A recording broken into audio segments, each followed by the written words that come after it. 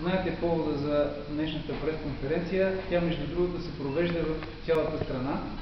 Повода е обезпечаване сигурността и обществения ред във връзка с първи учебен ден на учениците, 16 септември. И също така недопускане на пътно-транспортни происшествия и пътен травматизъм с децата през цялата учебна година и не само през цялата учебна година, през цялата година. Много неща са направени на този момент. Взети са много мерки, някои предполагам, че има неща, които трябва да се изпълняват, но абсолютно цялата конкретика в цялата тази връзка ще ви представи главен инспектор Петър Соколов, началник сектор Пътна полиция при ОДМВР Перник, за тези, които до сега не съм изписвали да поставили на знание. Главен инспектор Петър Соколов, началник сектор Пътна полиция при областна дирекция на МВР Перник. Добър ден.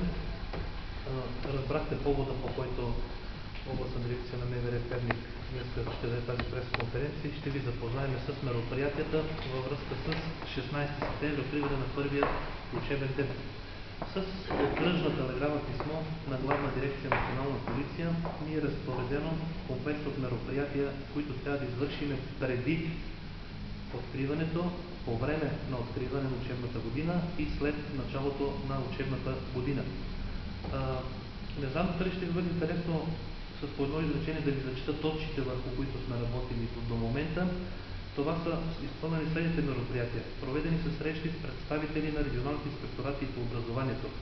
Организирани са проведени срещи с училищата и детските градини на обслужваната територия. Извършвани са охранителни проверки на сградите и районите около учебните заведения. Проведени са срещи с ръководствата на охранителните фирми.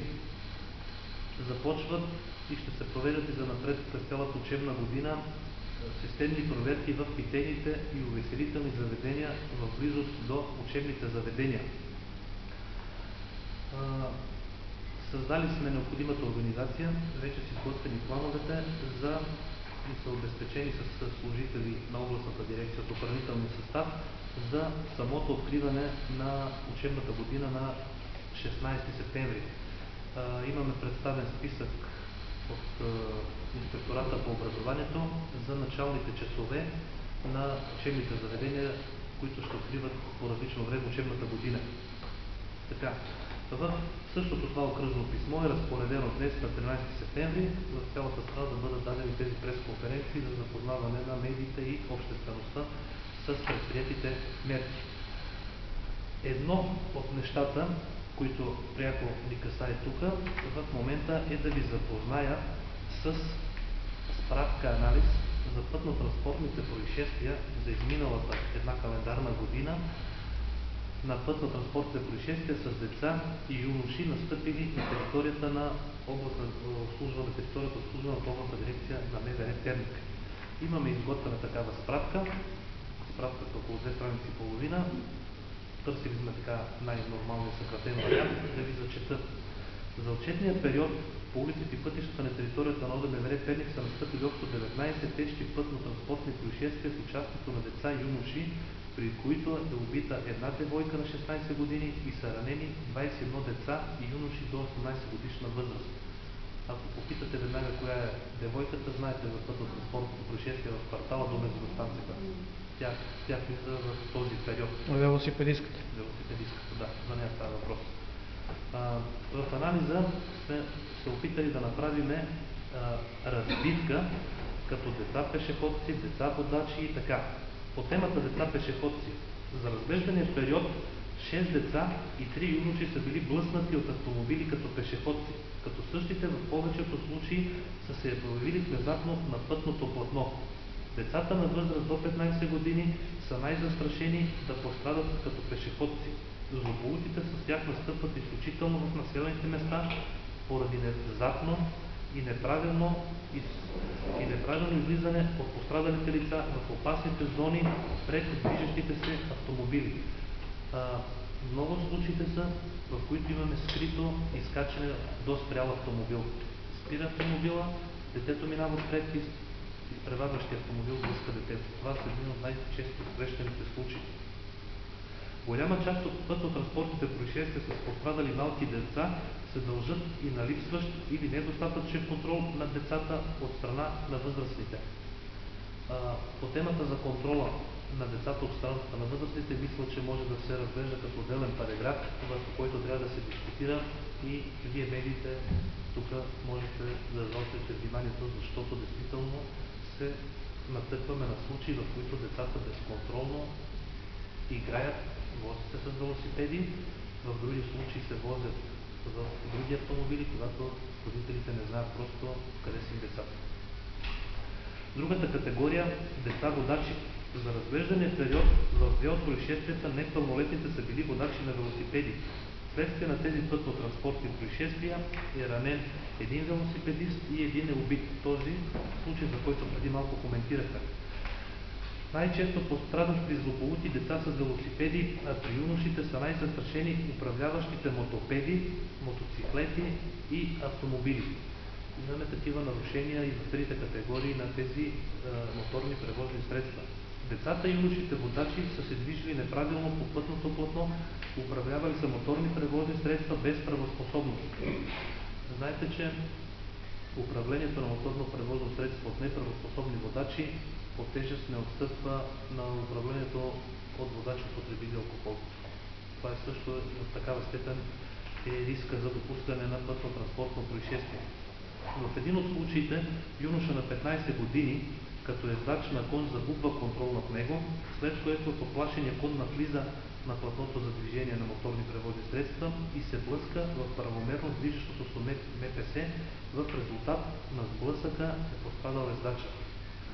На 26.04.2013 г. около 20 часа и 20 минути на улица Юрий Гагарин, вътрешноградската магистрала, в района на бензиностанция Shell, в посока квартал Изток от центъра, водача на лек автомобил Volkswagen Golf поради движение с несъобразена скорост застига и блъска движещата се попътно в същата посока велосипедистка на 16 години. В резултат на пътно-транспортното происшествие велосипедистката е починала на място. Деца пътници. За разглеждания период 2 деца и 6 юноши са пострадали като пътници на моторни превозни средства. Най-често децата пътници получават травми при катастрофи, когато се возят в леки автомобили. Голяма част от тях са се возили на автомобили, управлявани от млади, рискови водачи, употребили алкохол или неправоспособни. Пътниците често са пострадали, когато са се возили в автомобили, управлявани от неопитни шофьори в тъмната част на денонощието. Статистиката показва, че през отчетния период на територията, обслужвана от ОДМВР Перник, са настъпили 19 тежки пътно-транспортни происшествия с участието на деца и юноши, при които е убито едно и са ранени общо 21 деца и юноши. За сравнение, каква е била аварийността с деца през миналата година, сме извадили данните за 5 години назад. Ще ви прочета по-бавно, ако искате да ги запишете. През 2012 година са настъпили общо 7 тежки пътно-транспортни происшествия с участието на деца. Ще ви казвам така по 5 и по години, за да може да се запишете почти в табличен вид. През 2011 тежките ПТП-та са били 14. През 2010 тежките ПТП-та са били 18. През 2009 също 18. И през 2008 16. Виждате, че миналата 2012 година е била най-добра в това отношение по статистиката. При които през 2012 година нямаме убити и са ранени 8 деца. През 2011 година е убито едно дете и са ранени 14 деца. През 2010 нямаме убити и са ранени 19. През 2009 са убити 2 и са ранени 20. И през 2008 година нямаме убити и са ранени 16 деца. От Главна дирекция Национална полиция са спуснати препоръки, които говорителя на областната дирекция ще ви ги разпространи по електронен път. Вие знаете къде можете да ги намерите.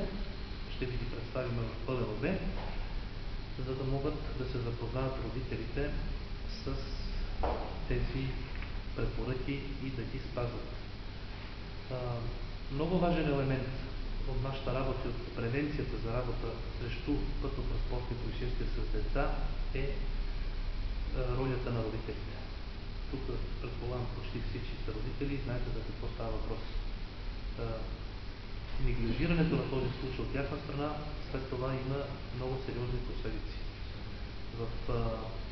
В тази насока бих подчертал само някои от компоненти, които трябва да се спазват, а това са именно непрекъснатия контрол, да се знае къде са децата, да се знае с кого са в момента, къде си играят, велосипедите, които управляват, дали са с необходимата техническа изправност и дали върху тях има необходимите светлоотразителни елементи, които в тъмното могат да спасат живота на детето. Всички вие знаете, че навлизаме в един от най-тежките периоди на годината, това е есенно-зимния период. Започва вече да се стъмва рано, започва да вали, започват и мъглите и тези компоненти от метеорологичните условия абсолютно влошават пътната обстановка и, както казах, най-уязвими са децата и възрастните хора. Така че родителите ще имат основна грижа да подготвят децата си за участие в пътното движение. По отношение на създателната организация, одеве ви загатнах за 16 септември, имаме абсолютно готовност и сме подготвени да обезпечим сигурността около учебните заведения.